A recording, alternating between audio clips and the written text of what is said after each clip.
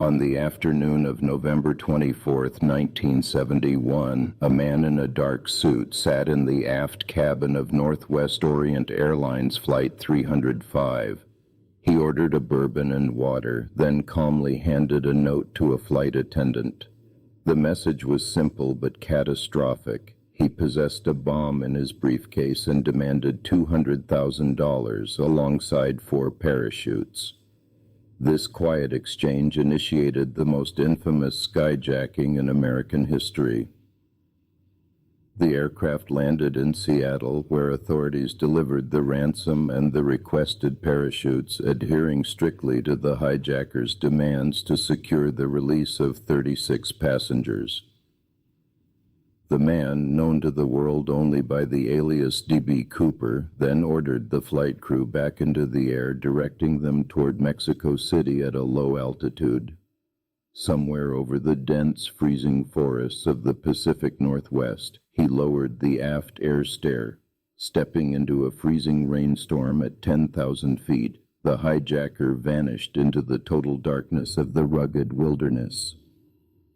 When the aircraft finally landed safely in Reno, Nevada, the cabin was empty. The FBI immediately launched a massive manhunt, deploying military helicopters, local law enforcement, and federal agents to scour the projected drop zone, yet the initial search yielded nothing but dense timber and unforgiving terrain. The primary drop zone encompassed some of the most hostile topography in Washington state, heavily forested mountains cut by deep ravines and swollen rivers. Investigators faced an immediate logistical nightmare. The fierce weather conditions not only threatened the survival of anyone landing in the wilderness, but also rapidly degraded any potential crime scene. The storm washed away tracks, scattered debris, and blinded aerial reconnaissance teams attempting to map the flight path. Ground searchers spent weeks combing through the dense underbrush, operating on complex mathematical models that attempted to calculate wind speed, aircraft velocity, and parachute drift. Despite these coordinated efforts, the sheer scale of the wilderness overwhelmed the search grid. The investigative failure to locate a body, a parachute canopy, or a single footprint forced the Bureau to confront a troubling reality. The man had simply evaporated into the environment. Without a crime scene on the ground, the FBI was forced to rely entirely on the aircraft cabin.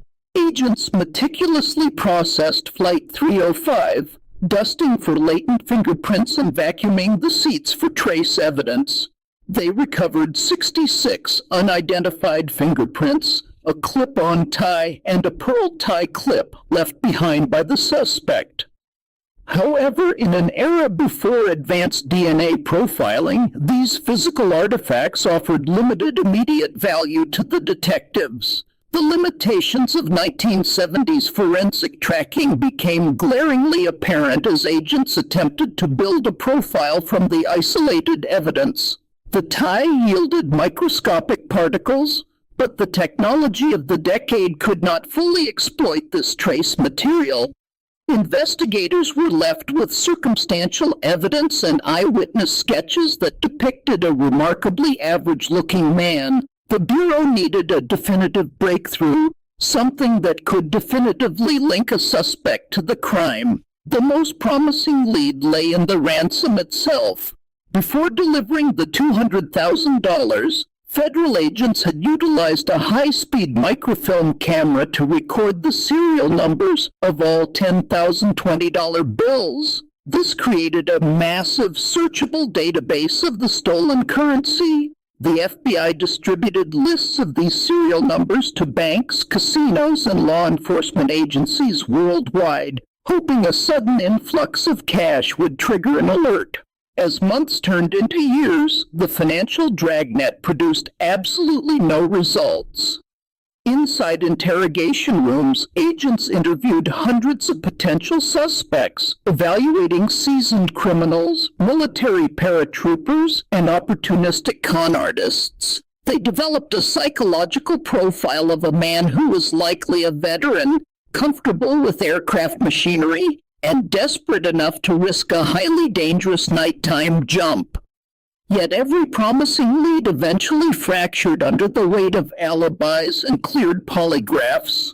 The high-profile nature of the case generated countless confessions from individuals seeking notoriety, forcing agents to painstakingly verify and dismiss each claim. The burden of proof required matching a suspect not just to the physical description, but to the specific fingerprint ridges found on the cabin magazine and the precise serial numbers of the missing currency. Time and again, the physical evidence cleared the suspects, leaving the investigative file frustratingly stagnant. By the late 1970s, the momentum of the manhunt had largely stalled. The Bureau had exhausted traditional investigative avenues, and the lack of new forensic data transformed the hijacking into a cold case. The silence of the ransom money suggested two distinct possibilities. Either the hijacker had perished in the freezing wilderness, his remains in the cache swallowed by the forests, or he possessed the extraordinary discipline to never spend a single bill. The narrative abruptly fractured in February 1980. An 8-year-old boy named Brian Ingram was digging a fire pit on the sandy banks of Bar along the Columbia River, miles away from the primary drop zone.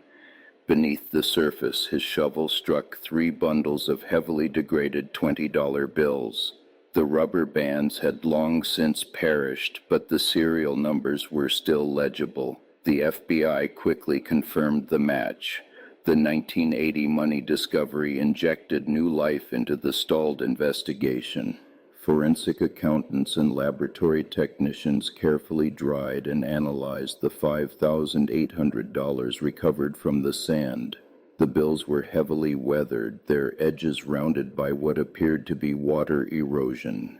This physical evidence shifted the focus of the inquiry, forcing investigators to reevaluate the established flight path and the subsequent hydrological movement of the region.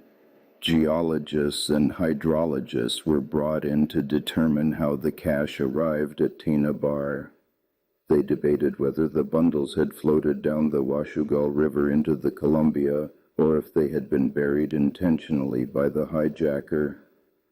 The stratigraphy of the sand suggested the money had been deposited by dredging operations years after the hijacking. Instead of providing answers, the discovery only deepened the complexity of the timeline. As decades passed, the Bureau occasionally reopened the evidence lockers to apply modern scientific techniques. In the early 2000s, a team of citizen scientists utilized electron microscopy to analyze the clip-on tie left on the aircraft.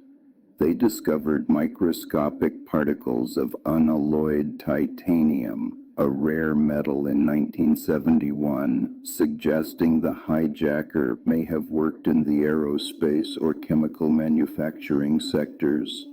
This compelling data point, however, remained purely circumstantial. The passage of time relentlessly eroded the possibility of a successful prosecution. Witnesses passed away, memories faded, and the rigid requirements for establishing a chain of custody became increasingly difficult to satisfy.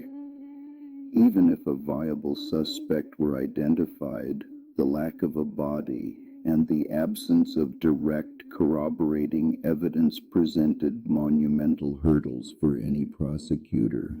The legal framework required absolute certainty, a standard the fragmented evidence could never meet.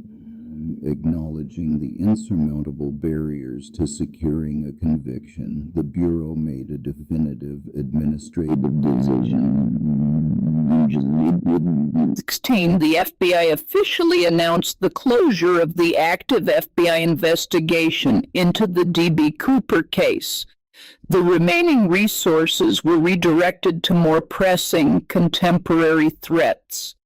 The meticulous files, the degraded currency, and the titanium-dusted tie were permanently transferred to the historical archives, closing the operational chapter on the massive federal manhunt. The closure of the case formalized its status among the greatest unsolved mysteries in modern law enforcement. The failure to apprehend the perpetrator highlighted the distinct vulnerabilities of early commercial aviation and the absolute limits of forensic science during that era. Despite generating thousands of leads and consuming countless investigative hours, the Bureau could never bridge the gap between the physical evidence left behind and the identity of the man who jumped. Today, the legend of the Skyjacker persists, fueled by the vacuum of definitive truth. The meticulous records of the investigation serve as a permanent testament to a crime that perfectly exploited the technological boundaries of its time. The recovered $20 bills and the silent wilderness of the Pacific Northwest remain the only true witnesses to the final moments of a phantom, holding their secrets tightly against the relentless current of history.